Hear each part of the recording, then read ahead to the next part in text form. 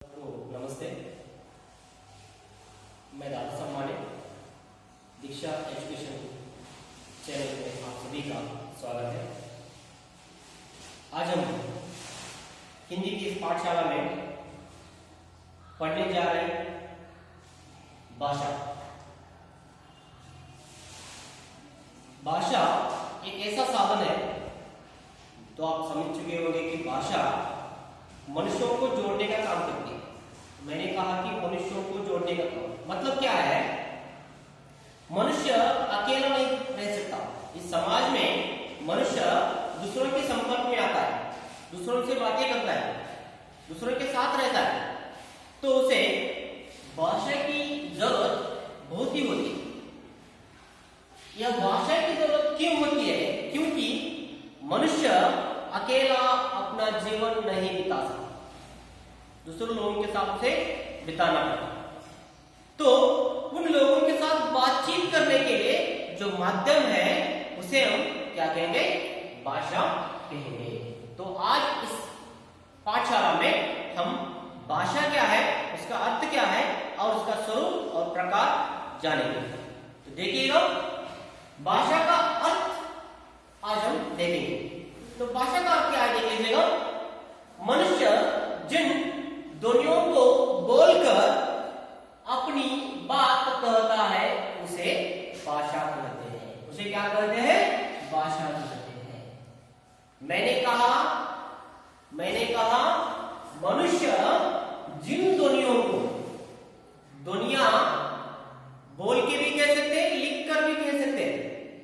तो देखिएगा, अपने मन के भावों को लिखकर या बोलकर जो प्रकट किया जाता है उसे हिंदी व्याकरण के तहत क्या कहा जाता है?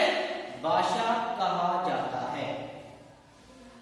आप भाषा के अर्थ तो जान लिया, तो हम चलते हैं भाषा की दूसरी तरफ। तो भाषा में मुख्य रूप से दो प्रकार माने जाते हैं।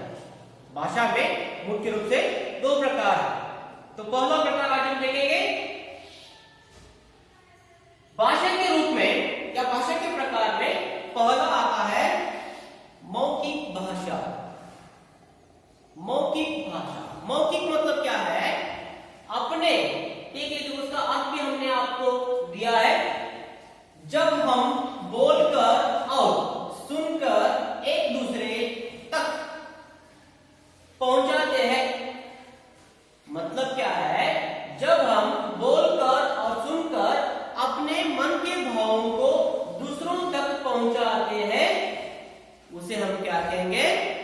मौखिक भाषा कहते हैं। मौखिक भाषा मतलब क्या है? अपने मन के विचारों को, मौखिक मतलब मुख से निकली हुई भाषा। मौखिक मतलब क्या है? मुख से निकली हुई भाषा। जब हम अपने विचारों को बोलकर या सुनकर दूसरों के सामने, समाज के सामने, लोगों के सामने जब प्रकट किया जाता है, उसे हम क्या कहेंगे? मौखिक भाषा कहते हैं। मुख से निकली हुई भाषा कहते हैं। तो इसका और एक प्रकार है भाषा का, उसके तरफ चलते हैं। उसका दूसरा प्रकार है लिखित भाषा। शब्द से उसके अर्थ में उसका शब्द में उसका अर्थ छुपा हुआ है। मैंने कहा लिखित। लिखित मतलब क्या है? लिखा हुआ, लिखकर। देख लीजिएगा, जब अपने मन के भावों को लिखकर व्यक्त किया जाता है उसे लिखित भाषा कहते हैं। देख लीजिएगा, जब अपने मन के भावों को लिखकर दूसरों के सामने प्रकट किया जाता है उसे हम क्या कहेंगे? लिखित भाषा कहते हैं। भाषा में केवल मुख्य रूप से दो प्रकार आते हैं। पहला प्रकार है लिखित और दूसरा प्रकार है मौखिक। तो हमने मौखिक का पहला देखा और लिखित का दूसरा देखा। तो देख लीजिएगा, जो मैं आपको कह रहा हूं, जो मुख से आ रहा है उसे क्या कहेंगे?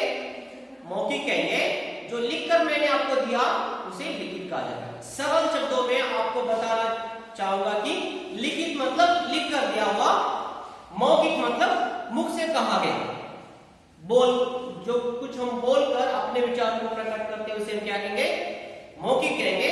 जो लिखकर अपने भाव को प्रकट करते हैं उसे हम क्या कहेंगे, लिखित कहेंगे। बहुत ही सरल। कुछ विद्वान इसमें और एक प्रकार भी दिया जाता है, उसे हम सांकेतिक भाषा कहेंगे। लेकिन भाषा के मुख्य रूप से हमें केवल दो ही प्रकार आते हैं। मौखिक भाषा का प्रयोग ज्यादा से ज्यादा नहीं होता, उसकी कोई मान्यता नहीं है। मौखिक और लिखित दोनों मुख्य रूप से है। और एक भी प्रकार आता है, उसे हम कहेंगे सांकेतिक भाषा, लेकिन विद्वान उसे मानने को तैयार नहीं है। तो सांकेतिक भाषा मतलब क्या है, संकेतों के आधार पर। किसके आधार पर, संकेतों के आधार पर। आप हिंदी में कहेंगे इशारों के आधार पर, इशारा करते हैं। इशारे मतलब क्या है, केवल मैंने आपको इशारा कर रहा हूं, आपको कह रहा हूं, मैंने कुछ ना लिखा ना मैंने आपको कुछ कहा, लेकिन मेरा जो विषय है आप तक पहुंच चुका। तो इसका मतलब क्या है, आओ। इसका मतलब क्या है, रुको। लेकिन मैंने कुछ ना कहा ना मैंने कुछ ना बोला ना मैंने कुछ आपको लिख कर दिया, लेकिन मेरे मन के भावों को आप तक पहुंचाने का काम हुआ, उसे हम क्या कहेंगे, सांकेतिक भाषा। इसका ज्यादा से ज्यादा प्रयोग नहीं होगा।